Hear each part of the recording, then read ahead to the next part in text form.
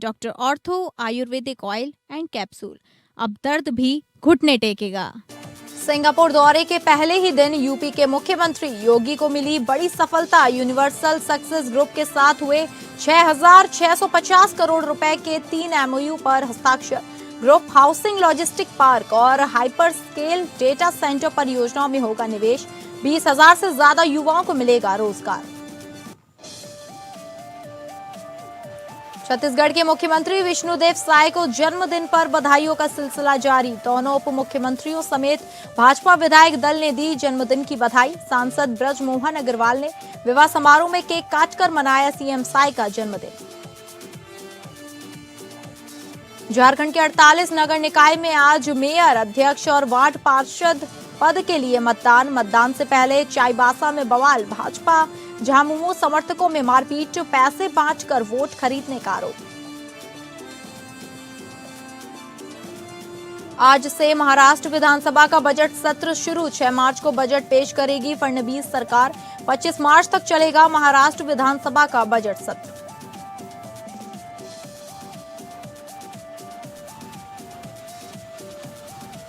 नमस्कार, आप सभी का स्वागत है स्टेट लाइव में और मैं हूं आपके साथ अंकिता सिंह। स्टेट लाइव की शुरुआत करेंगे उत्तर प्रदेश की खबरों से, जहां मुख्यमंत्री योगी आदित्यनाथ के सिंगापुर दौरे के पहले ही दिन उत्तर प्रदेश सरकार को बड़ी सफलता मिली है। यूनिवर्सल सक्सेस ग्रुप ने प्रदेश में कुल 6,650 करोड़ रुपए के निवेश के लिए 3 महत्वपूर्ण समझौता ज्ञापनों यानी एमओयू पर हस्ताक्षर किए हैं। ये निवेश ग्रुप हाउसिंग, लॉजिस्टिक्स और हाइपर स्केल डेटा सेंटर जैसे रणनीतिक क्षेत्रों में होंगे। इन तीनों परियोजनाओं से 20,000 से अधिक रोजगार भी सृजित होंगे। मुख्यमंत्री ने निवेशकों को उत्तर प्रदेश की नीतिगत स्थिरता, बेहतर कनेक्टिविटी और तेजी से विकसित हो रहे औद्योगिक ढांचे से अवगत कराया। समूह का डेटा सेंटर स्थापना के लिए लखनऊ आने वाला आमंत्रण दिया गया है।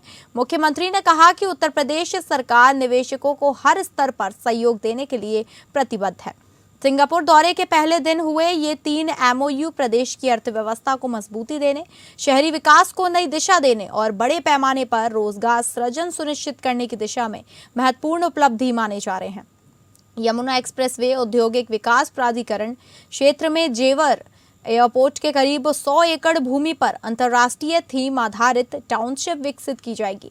इस परियोजना में 3,500 करोड़ रुपए का निवेश प्रस्तावित है और इसके धरातल पर उतरने के साथ ही लगभग 12,000 लोगों को रोजगार मिलेगा।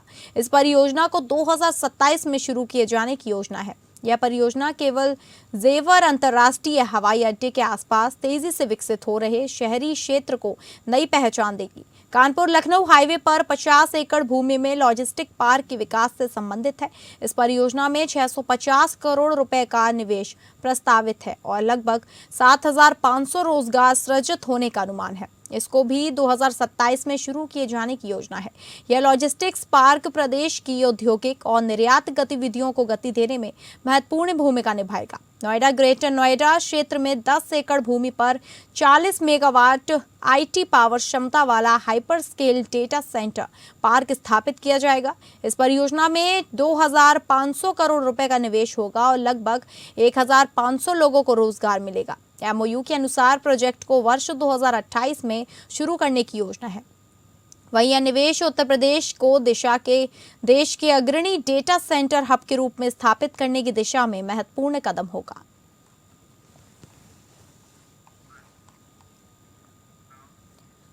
उत्तर प्रदेश का राजनीतिक पारा एक बार फिर चढ़ गया है, जिसकी वजह से बयानबाजी तेज हो गई है। वजह है सपा मुखिया अखिलेश यादव का वो ऑफर जो उन्होंने इशारों में सीएम योगी के दोनों डिप्टी सीएम ब्रजेश पाठक और केशव प्रसाद मौर्य को दिया है। सीएम योगी के ज्ञापन दौरे पर रवाना होने से पहले अखिलेश ने बिना नाम लिए बीजेपी के दोनों डिप्टी सीएम को ऑफर देते हुए कहा कि 100 विधायक लाओ और सीएम बन जाओ। उन्होंने ये तो कहा कि 100 विधायक लाने वाला यूपी का सीएम बन सकता है, लेकिन इस दौरान उन्होंने किसी का नाम नहीं लिया।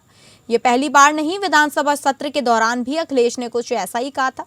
अब उनके इस बयान पर राजनीति पारा चढ़ गया है। बीजेपी ने भी अखिलेश पर पलटवार किया है। दिल्ली बीजेपी नेता आरपी सिंह ने कहा कि अखिलेश यादव जब ये कहते हैं कि 100 विधायक लाओ और एक हफ्ते के लिए मुख्यमंत्री बन जाओ, तो वे राजनीति का और लोकतंत्र का उपहास उड़ा रहे हैं। उन्हें पता है कि वे कभी दम पर तो मुख्यमंत्री बनने से रहे, इसलिए वे इस तरह से मुंगेरी लाल के हसीन सपने देखते रहते हैं। वहीं यूपी में बीजेपी के प्रवक्ता मनीष शुक्ला ने अखिलेश के बयान पर पलटवार करते हुए कहा कि उनका ये बयान उनकी राजनीतिक हताशा को दिखाता है। सपा अध्यक्ष जब भी टीवी पर आते हैं तो लोग उनको देखकर हंसने लगते हैं। गंभीर मुद्दों पर भी वह हंसते हैं, इसलिए राज्य की जनता उनको गंभीरता से नहीं लेना चाहती। उन्होंने कहा कि राज्य की जनता को विकास चाहिए, ना कि बयानबाजी।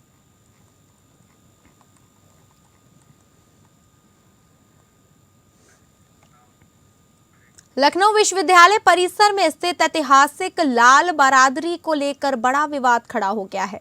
एएसआई से संरक्षित इस इमारत पर विश्वविद्यालय प्रशासन द्वारा ताला लगाए जाने के विरोध में छात्रों ने व्यापक प्रदर्शन शुरू कर दिया। बड़ी संख्या में छात्र लाल बरादरी के सामने एकत्र हुए और प्रशासन के फैसले के खिलाफ नारेबाजी की।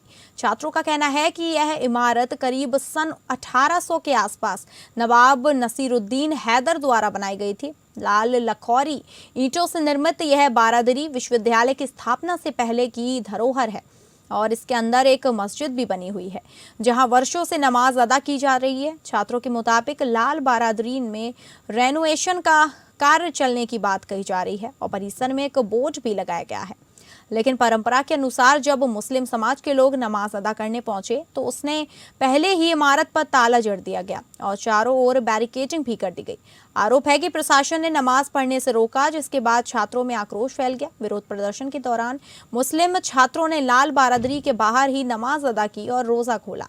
इस पूरे घटनाक्रम के बीच परिसर में सांप्रदायिक सौहार्द की तस्वीर भी देखने को मिली। नमाज के दौरान हिंदू छात्रों ने हाथों में हाथ डालकर सुरक्षा घेरा बनाया ताकि नमाज शांतिपूर्वक संपन्न हो सके और कोई व्यवधान ना हो। छात्रों का कहना है कि विश्वविद्यालय परिसर में किसी भी तरह का सांप्रदायिक माहौल बर्दाश्त नहीं किया जाएगा और वे शांति व आपसी भाईचारे के पक्षधर हैं। कुछ लोग छात्रों ने यह भी आरोप लगाया कि बैरिकेड हटाने के बाद ही नमाज अदा की जा सकी।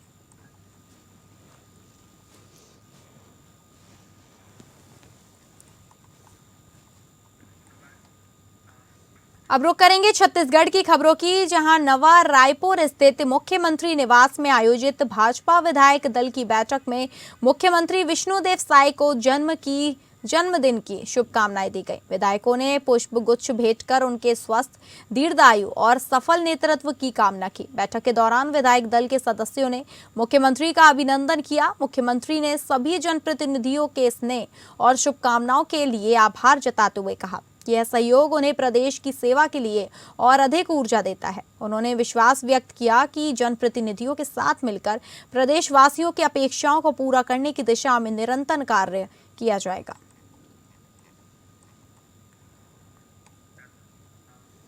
राजधानी रायपुर में सांसद ब्रजमोहन अग्रवाल की भतीजी दिशा अग्रवाल के विवाह समारोह में मुख्यमंत्री विष्णुदेव साय का जन्मदिन मनाया गया। समारोह में पक्ष विपक्ष के कई दिग्गज नेताओं ने नव दंपति को आशीर्वाद दिया। विवाह समारोह में राज्यपाल रामेन डेका, केंद्रीय मंत्री तोखन साहू, उप मुख्यमंत्री विजय शर्मा और अरुण साव सहित कई वरिष्ठ नेता भी शामिल हुए। दोहरे खुशी के अवसर पर सांसद ब्रजमोहन अग्रवाल ने विवाह स्थल पर ही मुख्यमंत्री का केक काटकर जन्मदिन मनाया और सभी अतिथियों का आभार जताया।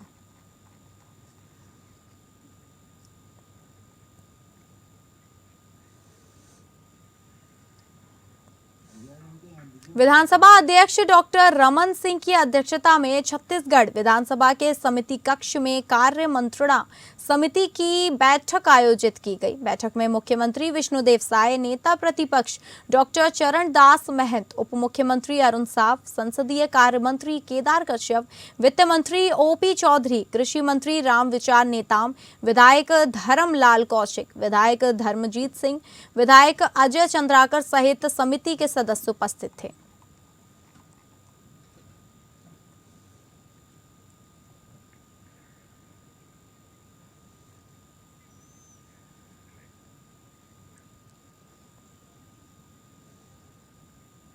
छत्तीसगढ़ के उप मुख्यमंत्री अरुण साव ग्राम बिजराक छार पहुंचे, जहां उन्होंने जन चौपाल लगाकर 8 ग्राम पंचायतों के सैकड़ों परिवारों में सीधा संवाद किया। इस दौरान उन्होंने ग्रामीणों की समस्याएं सुनी और उनके त्वरित समाधान का भरोसा दिलाया। जन चौपाल में उप मुख्यमंत्री ने विभिन्न ग्रामों के विकास के लिए 40 लाख रुपए की घोषणा की। उन्होंने ग्राम बिजराक छार में 2 सीसी रोड निर्माण के लिए 10 लाख रुपए स्वीकृत किए। वहीं महामाई, सूरही, बोईराहा, झिरिया और खुड़िया ग्राम में विकास कार्यों के लिए प्रत्येक गांव को 5-5 लाख रुपए देने की घोषणा की। इसके अलावा बिजराक छार में बिजली लाइन बिछाने के लिए अधीक्षक अभियंता को तत्काल सर्वे कार्य प्रारंभ करने के निर्देश दिए। वनांचल क्षेत्र में सोलर लाइट टावर की स्थापना और बेहतर नेटवर्क सुविधा उपलब्ध कराने की दिशा में भी कार्य करने की बात कही गई। जन चौपाल के दौरान उप मुख्यमंत्री अरुण साव ने सभी वनवासियों के साथ जमीन पर बैठकर भोजन भी किया। इस आत्मीय पहल से ग्रामीणों में विशेष उत्साह देखा गया और उन्होंने इसे अपनत्व व संवेदनशील नेतृत्व का प्रतीक बताया।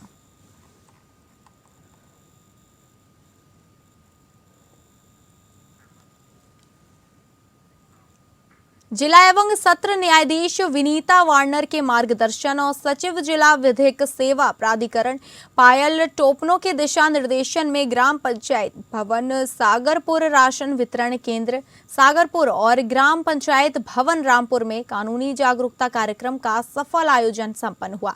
कार्यक्रम में पैरालीगल वॉलंटियर सत्यनारायण ने उपस्थित ग्रामीणों को उनके कानूनी अधिकारों से अवगत कराते हुए कहा कि कानूनी लड़ाई में कभी भी अपने आप को कमजोर ना समझे।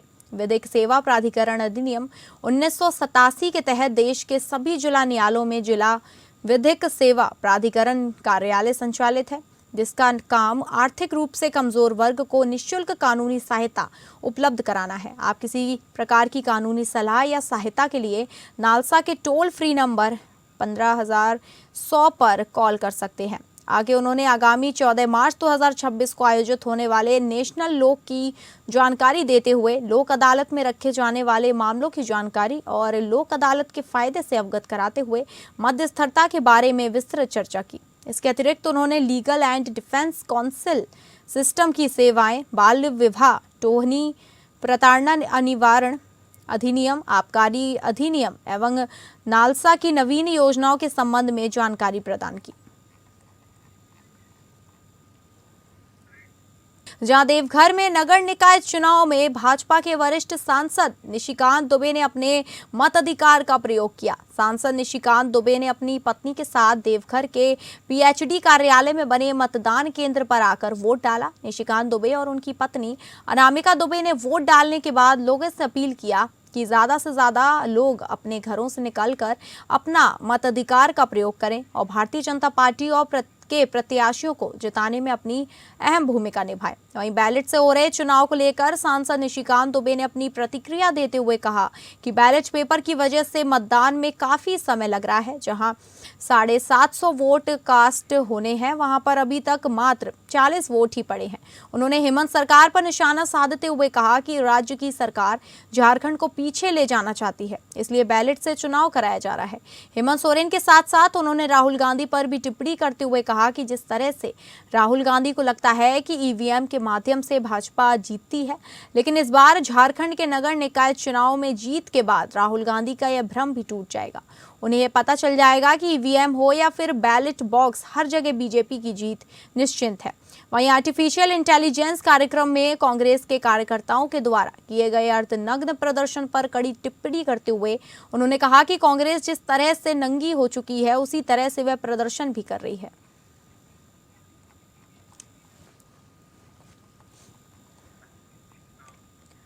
नगर पालिका आम निर्वाचन चुनाव को लेकर प्रदेश भाजपा के केंद्रीय प्रवक्ता प्रतुल शाह देव ने सभी मतदाताओं को अपना मताधिकार का प्रयोग करने की अपील करते हुए राज्य सरकार पर फिर से हमला बोला। उन्होंने पिछले 3 वर्षों तक नगर निकाय के चुनाव को टालने से लेकर भ्रष्टाचार को लेकर घेराव किया।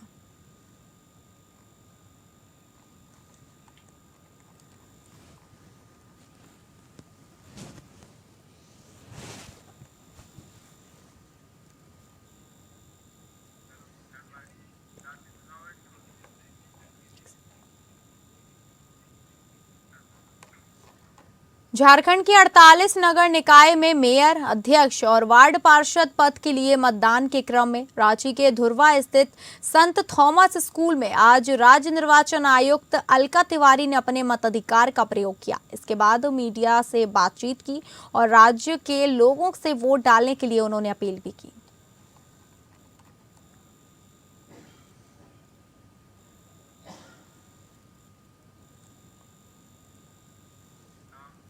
चाईबासा नगर परिषद चुनाव से ठीक पहले चाईबासा शहर में राजनीतिक तनाव बढ़ गया है।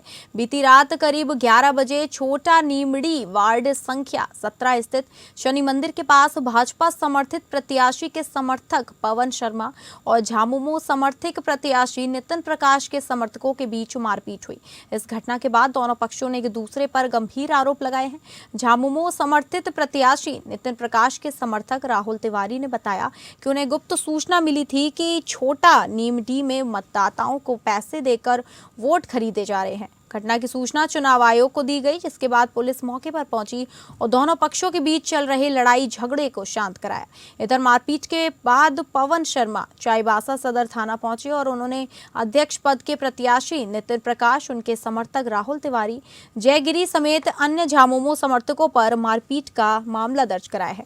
इसके बाद राहुल तिवारी ने भी थाना पहुंचकर भाजपा समर्थक पवन शर्मा पर मतदाताओं को पैसे बांटकर चुनाव प्रभावित करने का मामला दर्ज कराया।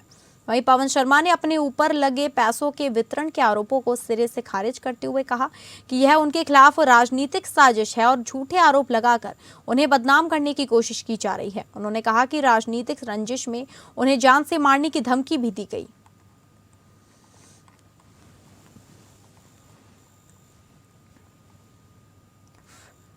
अब बात करेंगे बिहार की खबरों की, जहां किशनगंज जिले के कोचा धामन विधानसभा क्षेत्र से सरवर आलम का एक वीडियो इन दिनों सोशल मीडिया पर तेजी से वायरल हो रहा है। वीडियो में विधायक एक ट्रैक्टर चालक को कथित तौर पर जूता मारने की धमकी देते हुए दिखाई दे रहे हैं।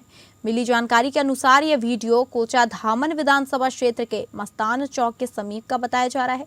स्टेट हाईवे पर आए दिन जाम की समस्या बनी रहती है, जिससे आम लोगों को काफ़ी परेशानियों का सामना करना पड़ता है। बताया जा रहा है कि उसी जाम में विधायक की गाड़ी भी फंस गई थी। वायरल वीडियो में देखा जा सकता है कि जाम से नाराज विधायक मौके पर मौजूद ट्रैक्टर चालक और मजदूरों पर भड़क उठते हैं और कथित तौर से उन्हें जल्द रास्ता खाली करने को कहते हुए जूता मारने की धमकी देते हैं। इस घटना के सामने आने के बाद क्षेत्र में तरह तरह की चर्चाएं शुरू हो गई। हालांकि इस मामले में विधायक से संपर्क करने की कोशिश की गई, लेकिन खबर लिखे जाने तक उनसे संपर्क स्थापित नहीं हो सका। वीडियो की सत्यता की स्वतंत्र रूप से पुष्टि नहीं हो पाई है। भागलपुर के मुजाहिदपुर थाना क्षेत्र में बाल्टी कारखाना के समीप स्थित एक बिस्कुट फैक्ट्री में भीषण आग लग गई। आग लगते ही इलाके में अफरा तफरी मच गई और आसपास के लोग दहशत में अपने घरों से बाहर निकल गए। मिली जानकारी के अनुसार फैक्ट्री में डीजल मशीन का उपयोग किया जाता था और वहां काफी मात्रा में डीजल स्टोर कर रखा गया था। आशंका जताई जा रही है कि पहले शॉर्ट सर्किट के कारण आग लगी, जिसके बाद डीजल ने आग को और भड़का दिया। देखते ही देखते आग ने विकराल रूप ले लिया। सूचना मिलते ही अग्निशमन विभाग की टीम मौके पर पहुंची और कड़ी मशक्कत के बाद आग पर काबू पाया गया। हालांकि तब तक फैक्ट्री का अधिकांश सामान जल कर राख हो चुका था। फिलहाल प्रशासन पूरे मामले की जांच में जुटा है। इस घटना में किसी के हताहत होने की सूचना नहीं है, लेकिन भारी आर्थिक नुकसान की आशंका जताई जा रही है। देश के जाने माने उद्योगपति और अडानी समूह के चेयरमैन गौतम अडानी पीरपैंती पहुंचे। इस दौरे को प्रदेश में विकास कार्यों के लिहाज से काफी महत्वपूर्ण माना जा रहा है। बता दें कि बिहार के पीरपैंती में अडानी समूह थर्मल पावर प्लांट का निर्माण कर रहा है। यह पिछले कई दशक में किसी भी औद्योगिक समूह द्वारा बिहार में किया गया सबसे बड़ा निवेश है। अडानी समूह के चेयरमैन ने मौके पर पहुंचकर इस प्रोजेक्ट के कामकाज का जायजा लिया और वृक्षारोपण के कार्यक्रम में हिस्सा लिया। अडानी समूह का पावर प्लांट पीरपैंती प्रखंड के सिरमतपुर और आसपास की करीब 479 हेक्टेयर भूमि पर बनाया जा रहा है। यह ultra super critical plant 2400 megawatt उत्पादन क्षमता का होगा। उत्तर में गंगा, दक्षिण में नेशनल हाईवे और पास की पीरपैंती रेलवे स्टेशन लॉजिस्टिक दृष्टि से लोकेशन को काफी महत्वपूर्ण बनाता है। इस प्लांट के निर्माण के दौरान 10 से 12 हजार लोगों को और ऑपरेशनल होने व लगभग 3000 लोगों को रोजगार के अवसर मिलेंगे। इस परियोजना पर अडानी की तरफ से 30,000 करोड़ रुपए का निवेश किया गया है। परियोजनाओं को 5 वर्षों में पूरा करने का लक्ष्य है। उद्योग जगत की बड़ी हस्ती का यह दौरा केवल निरीक्षण नहीं बल्कि राज्य में भरोसा और निवेश का सकारात्मक पैगाम भी है। परियोजना को 5 वर्ष में पूरा करने का लक्ष्य है। और अब रुक करेंगे महाराष्ट्र की खबरों की, जहां महाराष्ट्र में आज से विधानमंडल का बजट सत्र शुरू हो गया है। यह सत्र 25 मार्च 2026 तक चलेगा और इस दौरान फडणवीस सरकार वित्त वर्ष 2026-27 का बजट 6 मार्च को पेश करेगी। बजट सत्र को लेकर राजनीतिक हलचल तेज हो गई है और सत्ता पक्ष तथा विपक्ष दोनों ने अपने अपने मुद्दों पर रणनीति तैयार कर ली है। इस सत्र में राज्य की आर्थिक स्थिति, किसानों की समस्याएं, महंगाई, बेरोजगारी, बुनियादी ढांचे के विकास, महिला एवं युवा कल्याण योजनाओं सहित कई अहम विषयों पर चर्चा होने की संभावना है। सरकार की प्रमुख योजनाओं और नई घोषणाओं पर भी सबकी नजर रहेगी। विपक्ष राज्य की कानून व्यवस्था, किसानों के कर्ज, आरक्षण और विभिन्न घोटालों के मुद्दों पर सरकार को घेरने की तैयारी में है, जबकि सरकार विकास कार्यों और कल्याणकारी योजनाओं को अपनी उपलब्धि के रूप में पेश करेगी। बजट सत्र को आगामी राजनीतिक समीकरणों के लिहाज से भी अहम माना जा रहा है। ऐसे में आने वाले दिनों में विधान भवन में तीखी बहस और हंगामे के आसार हैं।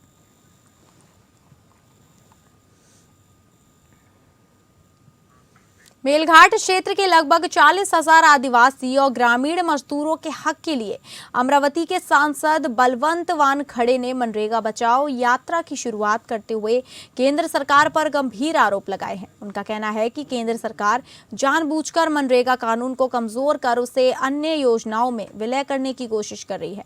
सांसद वानखेड़े ने कहा कि ग्रामीण और आदिवासी मजदूरों को रोजगार की कानून गारंटी देने वाला यह कानून कमजोर करने का प्रयास किया जा रहा है। मेलघाट के हजारों परिवारों का जीवन इस योजना पर निर्भर है। यदि मजदूरों के अधिकारों पर कोई भी आघात किया गया तो हम सड़क पर उतरकर तीव्र आंदोलन करेंगे। यात्रा में हजारों मजदूरों ने भाग लेकर अपना आक्रोश व्यक्त किया। हाथों में तख्तियां और नारों के साथ निकाली गई इस यात्रा ने पूरे क्षेत्र का ध्यान आकर्षित किया। सांसद वानखड़े मजदूरों के बीच बैठकर उनसे संवाद करते नजर आए और उनके अधिकारों की लड़ाई संसद से लेकर सड़क तक लड़ने का भरोसा दिलाया। सांसद वानखड़े ने मांग की कि मनरेगा के तहत मजदूरी कम से कम 400 रुपये प्रतिदिन की जाए और 100 दिनों के रोजगार की कानूनी गारंटी को प्रभावी रूप से बनाए रखा जाए। उन्होंने आरोप लगाया कि केंद्र सरकार आर्थिक बोझ राज्यों पर डालकर इस योजना को निष्प्रभावी करने की कोशिश कर रही है।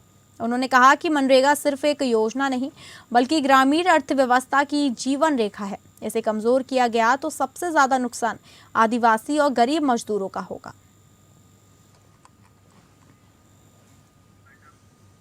तो फिलहाल स्टेट लाइव में बस इतना ही। नमस्कार।